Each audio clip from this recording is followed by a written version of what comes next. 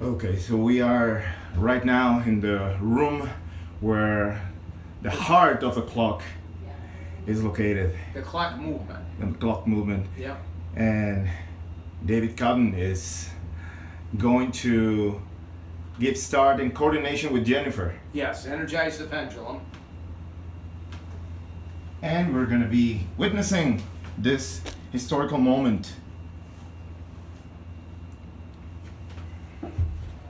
In a few moments, I'll energize the weight system that provides the inertia and kinetic energy into the bull gears.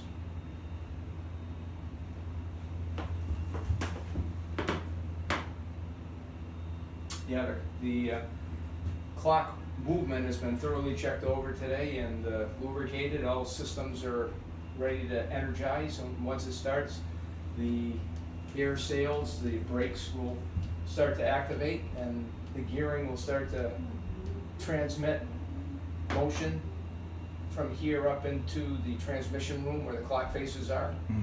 And then the clock hands will come to life and they'll start ticking and tracking time.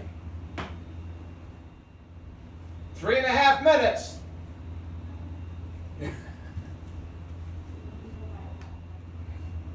2 minutes, 45 seconds.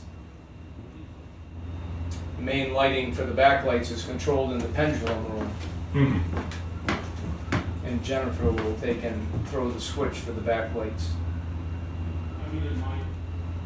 2 minutes. 11:58.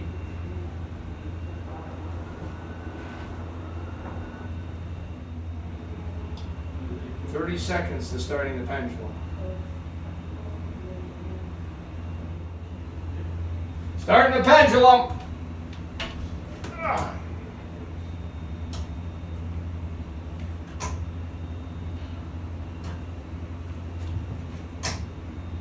The escapement is starting to activate the bull gears on the clock. And in about 15 seconds, the drive shaft will start to send pulses up to the transmission. Pendulum started. Midnight. It should be a go. The clock is online.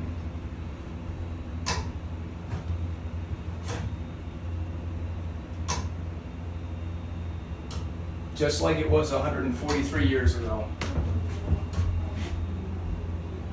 Yeah, very nice.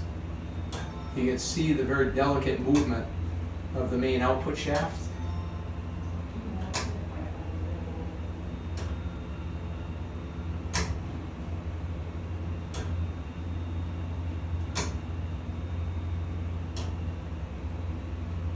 And other than stopping the pendulum for maintenance periodically, it just runs and runs and runs. It swings over 15 million times a year to activate the clock and keep track of time. Pretty phenomenal.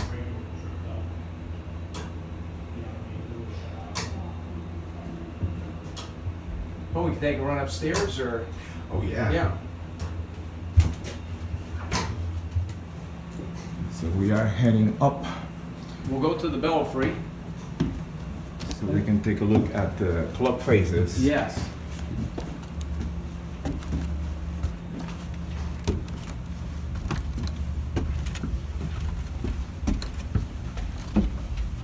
You can feel the air change as you get to the belfry.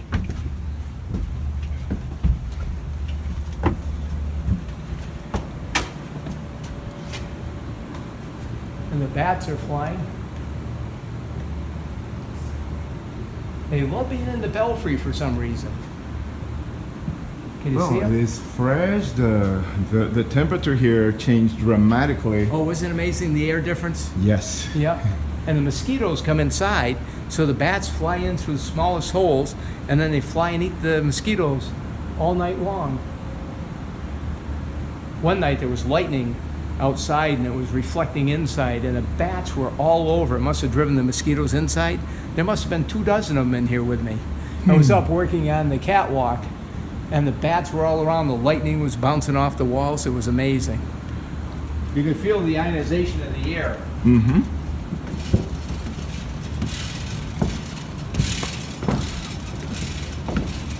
And now we continue our ascents. Up to the transmission and motion room.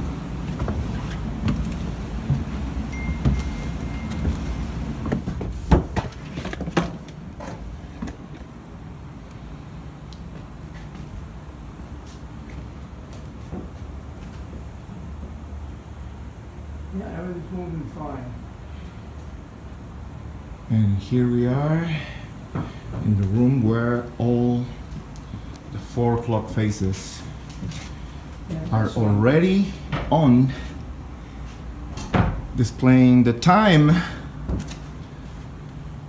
Yes, this one, if we can sneak under this drive shaft, this would be a good one to look at with the backlighting on.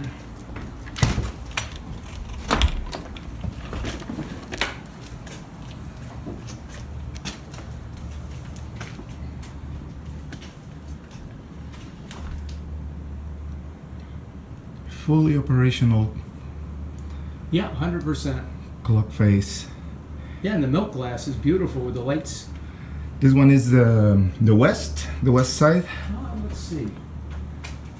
I have them marked. Yes, I believe it is. Yep. This is the west face.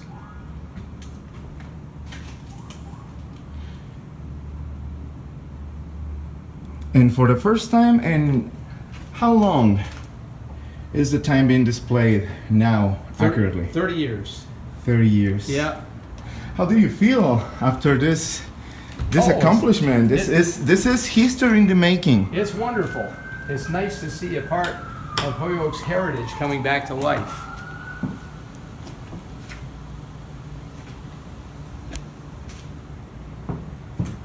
Mike McManus, DPW director, just sent me a text and said, ring the bell. So on the way down, I'll ring the bell. Will that something that it will happen automatically, or it needs to be operated, or there's more work involved on that? Yeah, there's a significant amount of work to repair the bell, but there is interest and discussion about some fundraising so that the repairs can be done to the bell. And then if they want to use the bell, they can. Many places where they energize bells, the neighbors don't like the bell ringing at night because it's disruptive. And so with the bell being off for so long, they're not used to it. But it would be nice to have the bell operational for special events or even during the day, and then lock it out in the evenings and nights or whatever's appropriate.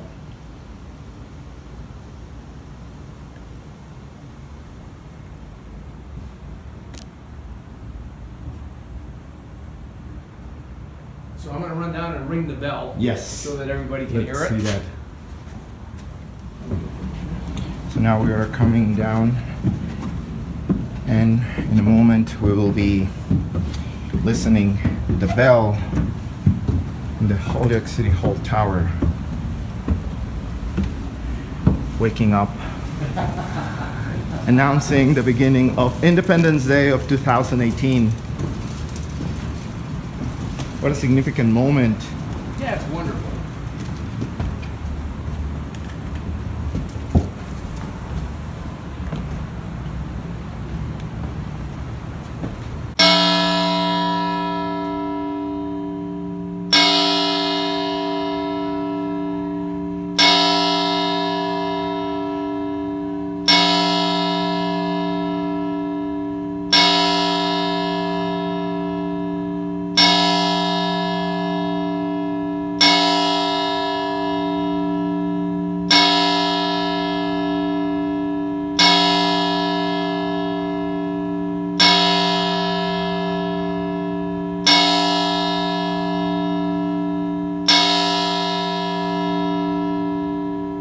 Rings for 12 o'clock. Well, that was a great thought of Mr. McManus. Yeah. Yeah, the bell has a wonderful sound to it. Yeah, it's a 4,000-pound bronze bell, and even though it's in disrepair, it still has nice harmonics. Mm-hmm. Yeah. Yeah, everything is operating well. We're looking down right now towards yes. Heritage Park, where we have a small audience down there, but I'm pretty sure the city now heard the bell. I bet they did. Even though it's minor in comparison to the hammers that normally strike. The hammers that normally strike are 50 times the size of the striker I was using. They're massive. This is one of the hammers that struck the bell. Yeah, the trunnions are corroded. There would have to be a new main frame made and a support frame. But it's all attainable. It can be done. Watch the beam.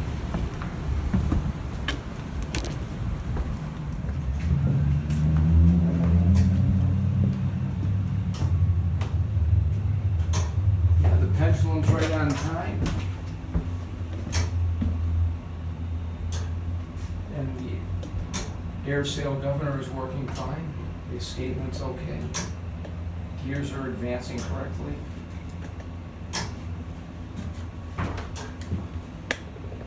Yeah, the weight is fine.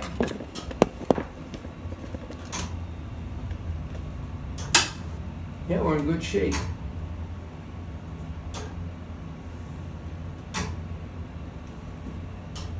All right, let's head down. Perfect.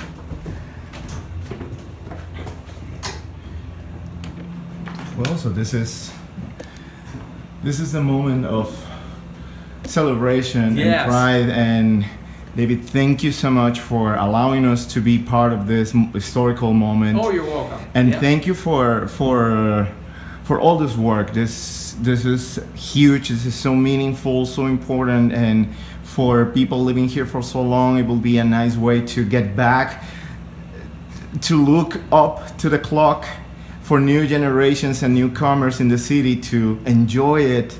And we want for everyone in the city to know who was the person, who was the team responsible for this beautiful work. Well, you're welcome. Thank you. Thank you.